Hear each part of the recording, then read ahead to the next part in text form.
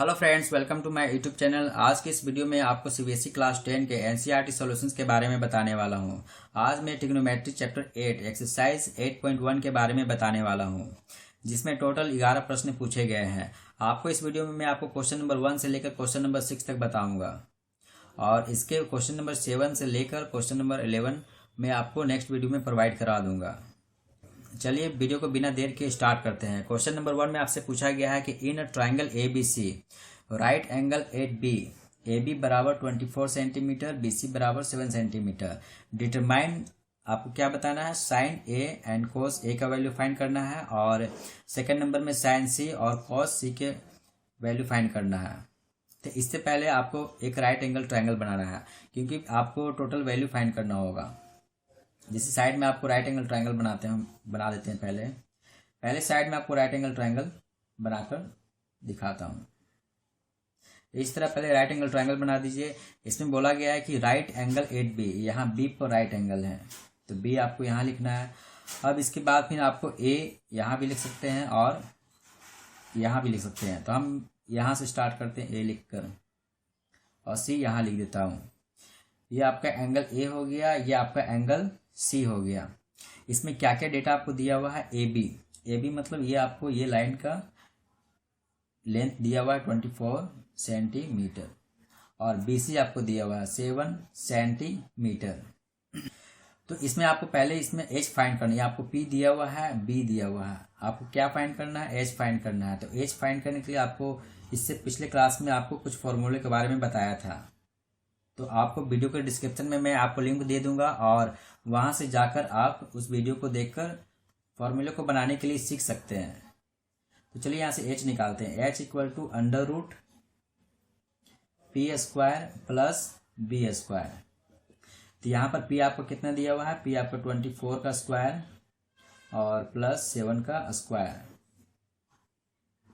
तो 24 का स्क्वायर कीजिएगा तो टोटल आपका आएगा 576, और 7 का स्क्वायर कीजिएगा तो आपका आएगा 49। अब दोनों को ऐड कीजिएगा तो आएगा टोटल 625। अब 625 को रूट से बाहर निकालेंगे तो ये 25 सेंटीमीटर आपका बाहर निकल के आएगा।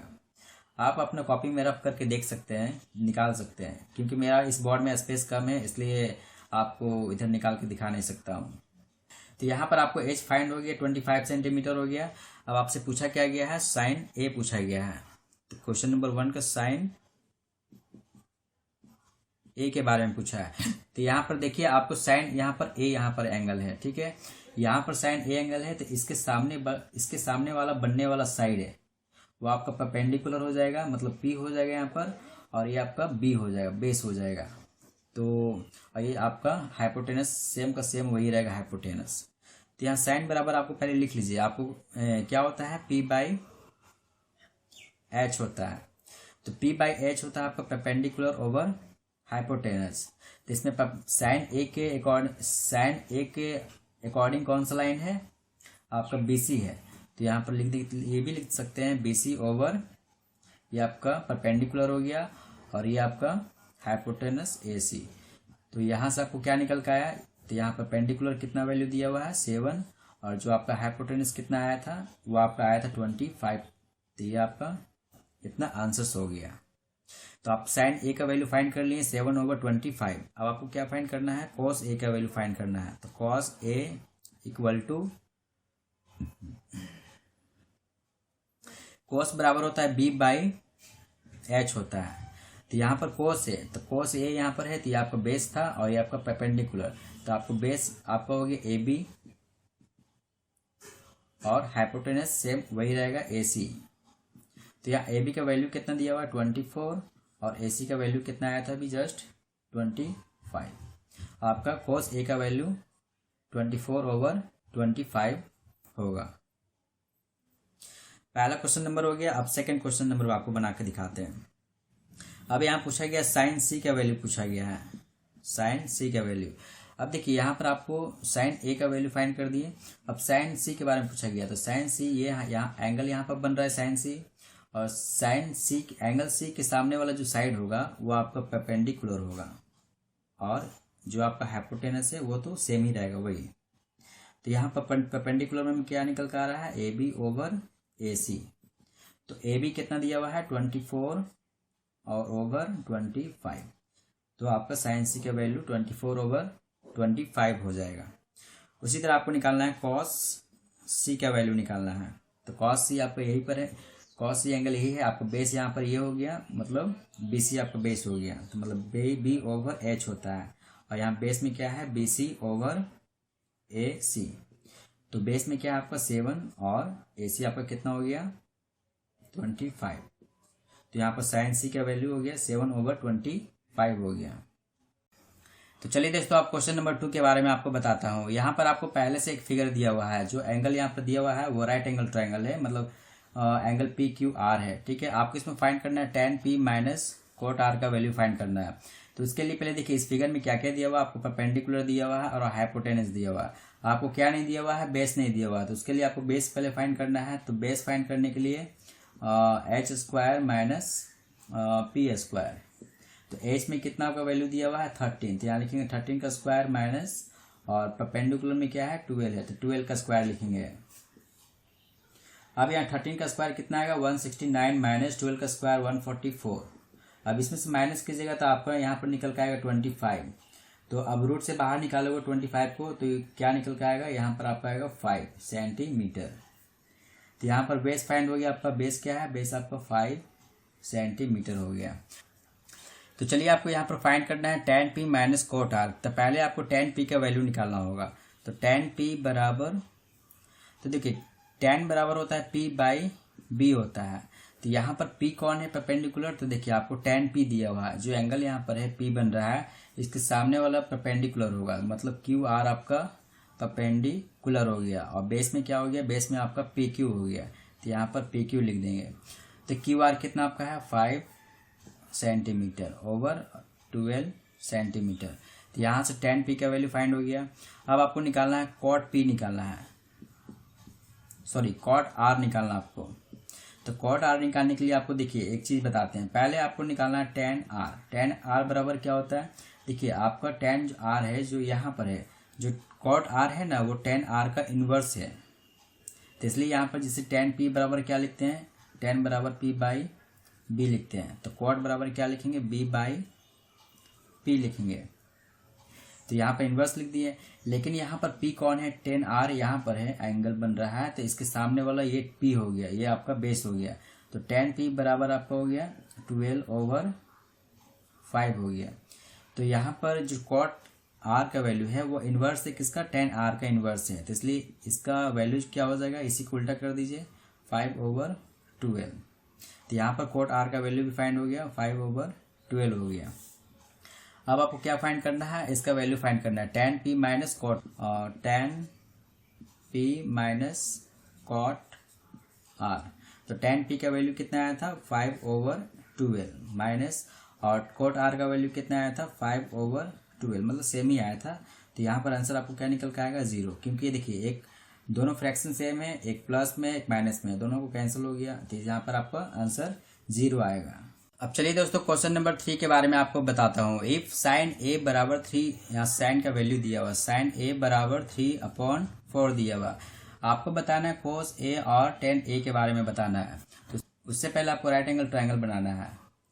और यहाँ पर राइट एंगल यहाँ पर हो गया, और यहाँ पर आप नेमिंग भी कर सकते हैं एंगल को। तो यहाँ एंगल बी, यहाँ एंगल ए और एंगल सी हो गया। तो यहाँ पर देखिए साइन ए बराबर, देखो साइन थीटा बराबर क्या होता है, p बाई एच होता है। तो इसका मतलब आपको p दिया हुआ है 3, तो p बराबर यहाँ पर 3 दिया हुआ, h बराबर क्या दिया हुआ यहाँ पर 4 दिया हुआ। तो आपको क्या नहीं दिया हुआ, b नहीं दिया हुआ। तो आपको b पहले फाइंड करना है। तो b आपको फाइंड करने के लिए H square minus P square formula का यूज करना होगा। और यहाँ पर आपको जैसे 4 h आपका 4 दिया हुआ, 4 का स्क्वायर माइनस 3 का स्क्वायर। तो यहाँ से आप 4 का स्क्वायर 16 हो गया, माइनस 3 का स्क्वायर 9। तो इसको माइनस कीजिएगा तो यहाँ पर आपका निकल के आएगा √7।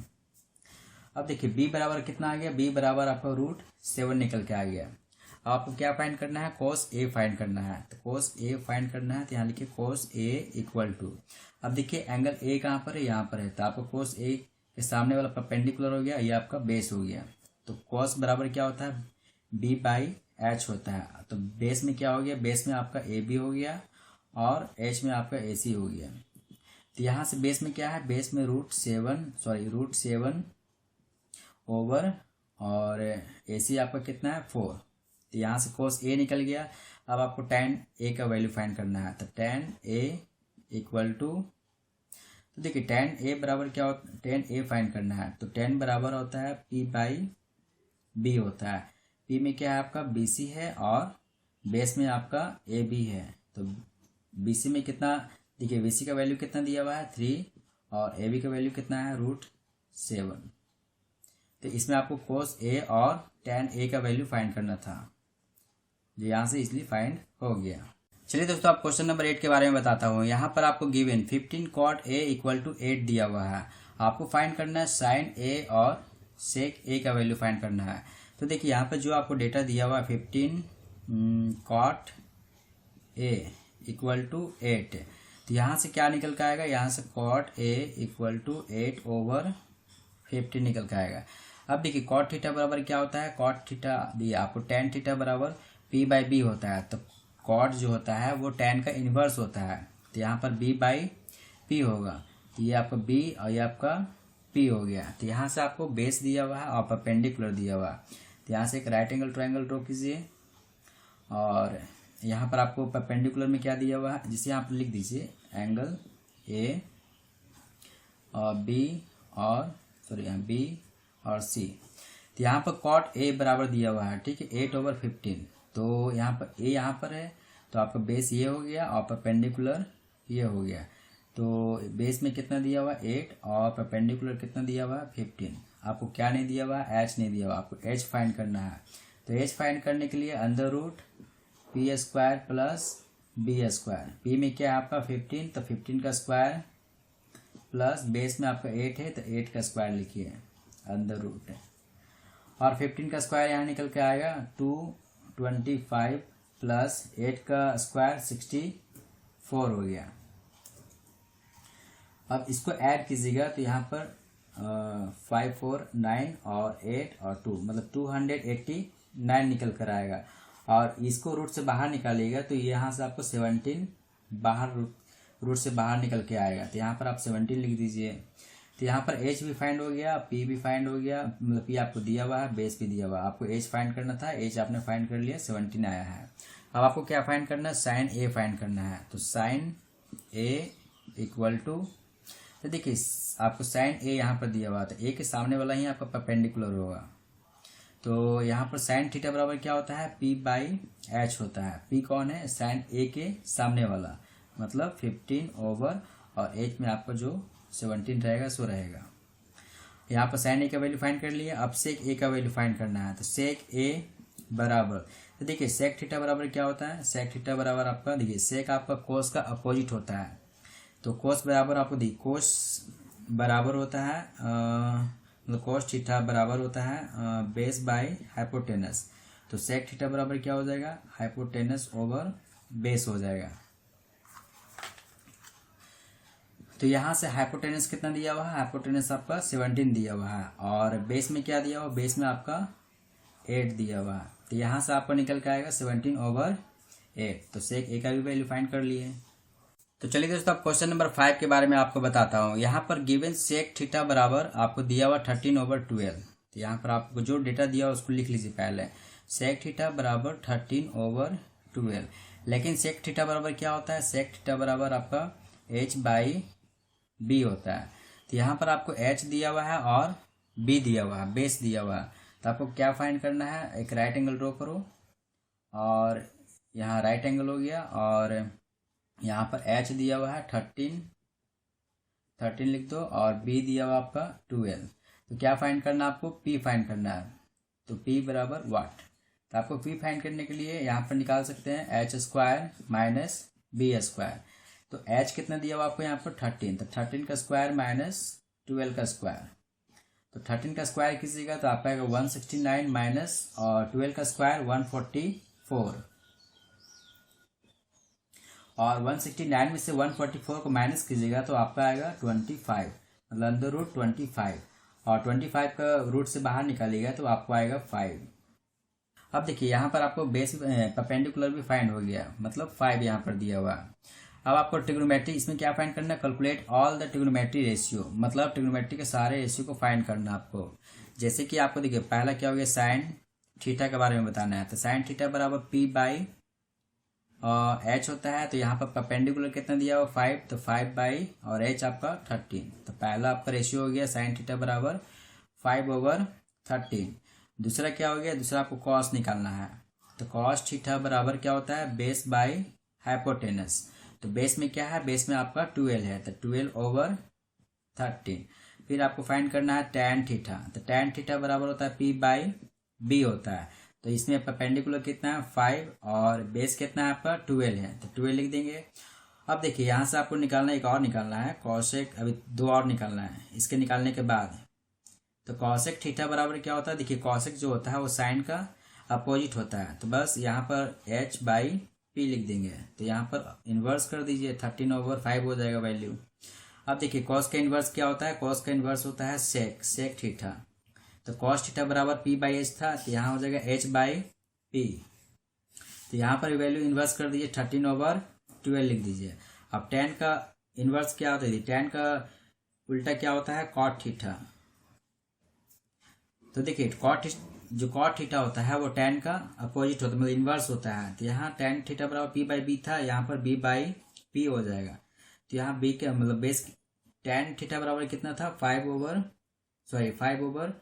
था। तो यहाँ पर क्या हो जाएगा 12/5। यहाँ पर आपको 6 रेशियो फाइंड करना था, ठीक है। तो पहला साइन थीटा फाइंड कर लिए, कॉस थीटा, फिर टेन थीटा, फिर कॉसेक थीटा, फिर सेक थीटा, कॉट थीटा, ये सारा रेशियो फाइंड कर लिए। अब चलते हैं क्वेश्चन नंबर 6 की ओर। अब चलिए क्वेश्चन नंबर 6 के बारे में आपको बताता हूँ। यहाँ पर if angle A and angle B are acute angles, यहाँ जो एंगल दिया हुआ है ए एंगल बी, ये दोनों एक्यूट एंगल हैं, such that cos A equal to cos B। आपका यहाँ पर cos A जो है वो cos B के बराबर है। तो then so that angle A equal to angle B, तो क्या एंगल A एंगल B के बराबर होगा। तो देखिए आपको एक राइट एंगल ट्रायंगल पहले आपको बनाना है।